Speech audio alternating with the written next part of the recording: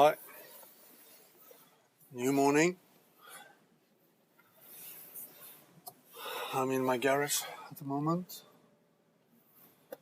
I need to drive out from it before you can see me perfectly. It's a bit dark in here.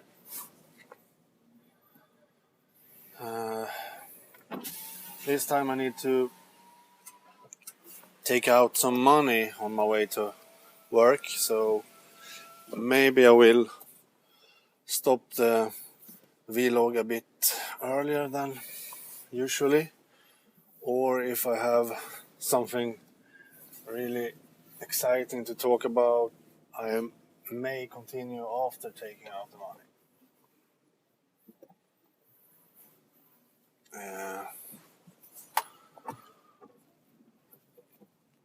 Yesterday, a new Apple rumor arrived, and that was that Apple will release a photo sharing service, like Instagram or all the others. And that actually makes sense because Apple has over 100 million iCloud users. Over 100 million iCloud users. So they already have a good start of a new social network. A social network to share videos, photos, music, books, and so on. So that actually makes quite a good sense. And how will it be then? I think Apple was not so happy with Instagram releasing an app for Android, because then they have an exclusive photo sharing service anymore. And when Facebook bought Instagram, then it only got worse for Apple, because now anything can happen with Instagram and Apple has no control of it. So Apple maybe will need to do their own photo sharing service now and build that upon the photo stream we have through iCloud that syncs between all our devices. It's an excellent idea. If we then can choose which photos, which videos we want to share automatically, then it will be very useful and very easy to share. This rumor also says that I've already told you that we will also be able to share videos. And I have a hinge about that Apple will buy Vimeo, the video service Vimeo. They have already integrated Vimeo in both iOS and the coming OS X Mountain Lion. Very aggressively integrated the service.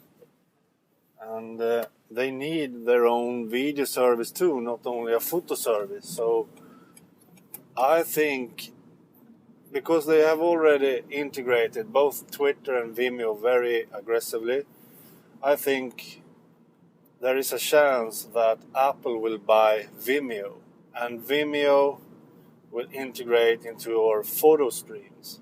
So when we take a video on our iPhones, it will automatically be uploaded to Vimeo, if we like, of course. You don't need to do that because you maybe do some private videos or so. But if we want the video to be uploaded to Vimeo, it will, completely automatically and very easy and useful. So if Apple launching a new photo sharing service integrated to our photo streams that also will share our videos, then it's a chance that Apple will buy Vimeo, because they need to have a great video service for that. That's what I think about this new rumor about a photo sharing service from Apple. They already have Ping, and Ping is a total failure. No one uses it. And I have never seen Ping as a social network because no one uses it and it's only available in iTunes. So, but if they do this photo sharing service, a complete new social network, I think they can also build in those features from Ping into the same service, because then the social network will be even bigger and more useful because you can share even more things. And I think they also will integrate iBooks somehow, so we can share what we read in iBooks. So if Apple do this, they will have a social network for photos, videos, books, and music. And I also think it will be exclusive for Apple users. So you must use an iPhone, iPad, iPod, maybe a Windows PC, but probably only for MacBook, Macs in the beginning. So I think it will be Apple exclusive social network, and maybe that is what we Apple users is looking for. Google Plus is a complete Android land. I know that as a fact. I have over 30,000 followers on Google Plus, and not many of those are Apple users. Some of them are using Macs, some of them are using iPhones, but not many. So you can almost say that Google Plus is an exclusive social network for Android users, or Google users at least. So Apple may be doing the right thing, releasing their own social network based on our photos, videos, and music and books, content we use. The rumor is kind of interesting, actually. Yesterday also, my favorite email app for iOS, or for iPhone, I mean, it's not available on iPad yet. Sparrow was updated. Now we have landscape mode when we are typing, but still no landscape mode while reading email. I need that because some emails doesn't zoom so good in portrait mode because the text is too small when reading. I need landscape mode as I have in the Apple Mail app. It's so easy in the Apple Mail app to just put the iPhone in landscape mode and read the mail without having to zoom out and zoom in the text. So why not landscape mode when reading in Sparrow too? The Sparrow developers also said that push notifications will come, but it will be a in-app purchase. That will be a yearly subscription, and that is something I will never take. So I will not care about those push notifications. I have free push notifications in the Apple Mail app that I can use with my favorite client, Sparrow. I just have the push notification on my Apple Mail app, and when I get a push notification, I just open Sparrow. So it's very easy to use these push notifications from Apple Mail in Sparrow. No problem at all. So I don't get it why anyone would like to have Sparrow push notifications. No use, no need for it. You can also use Boxcar for mail notifications if you like. So you don't have to use the Sparrow push notifications. No use for it. And in the new Sparrow, you also it's much easier to create labels now directly in the app. So you can create, delete labels in Sparrow now. That's useful. But still, you can't add a label from an open email from the menu.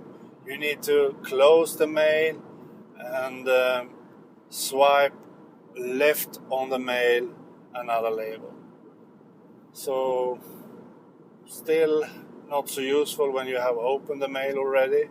If I'm reading the mail, I will have the option to add it to a label. I will not need to close the mail first and then add a label. So still not 100% perfect, but Sparrow is a really beautiful email client and very useful, fast, and it's very easy now to read conversations and email. You can scroll up and down on all the email, even between conversations you have. It will mark so you see easily that you leave one conversation and join another. Very easy. So Sparrow gets better, but still not 100% perfect. Another thing I need to talk about is that the iPhone got a lot worse battery life after the last iOS update 5.1.1. It's a lot worse. I don't know what Apple are doing sometimes. The battery life was good before this update, but after this it's so bad. And I have reset the phone after the install. I have minimized the brightness on my screen and so on. I have done everything that I usually do to save battery life, but still the battery life is very bad in this update. Very bad. I can charge it to 100% over the night and take out the charger at the morning, open the screen, and a few seconds after you have 98% or 97% of the battery life. 3%, you have lost 3% by only taking out the charger and open the screen. I mean, a lot worse. And when I'm doing these video logs while traveling to work, I don't have the charger in. So if it's 100% when I'm starting and 20 minutes later it is only 60% of the battery life. 60%. I have lost 40% of the battery life by recording this video. And I know video recording takes a lot of battery, I know, but 40% in 20 minutes, I mean, that's not good. And before this update it was a lot better. It was not so bad as it is now, but not as good as it can be either, but it was better than this. Hopefully Apple will come out with a small new update to fix this. But why do they have to do that every time? I mean,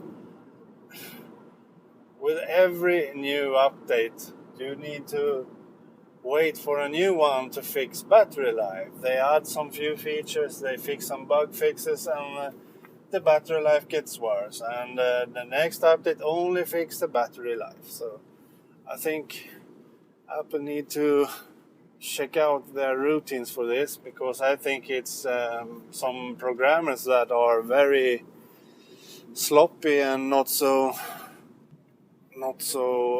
good at checking out bugs or something, because this shouldn't happen. Exactly as the timer thing and the watch thing with the alarms that happens before, when it was summertime and wintertime, all the alarm didn't work. That was very sloppy and very bad programming too. So I think Apple need to check their routines before releasing new versions, because this shouldn't happen. Nothing big, nothing really new is added to this update, but still the battery life is a lot worse. So I don't get it. Why? Have any one of you have any problems after the update? Have you seen the battery life got worse? Probably, because I haven't done any special with my phone, so this must be on every new update. I'm sure of that. So soon I will quit this first part of today's car vlog. I will park my car and take out some money now, so before I arrive to my work. So I will quit this now. Please like this video. Please subscribe to my YouTube channel. And don't forget to watch the next part in this video log.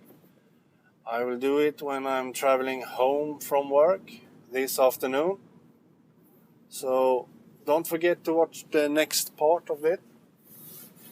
I often find other cool stuff to discuss, sometimes about the same stuff we have discussed that I have to add to this part.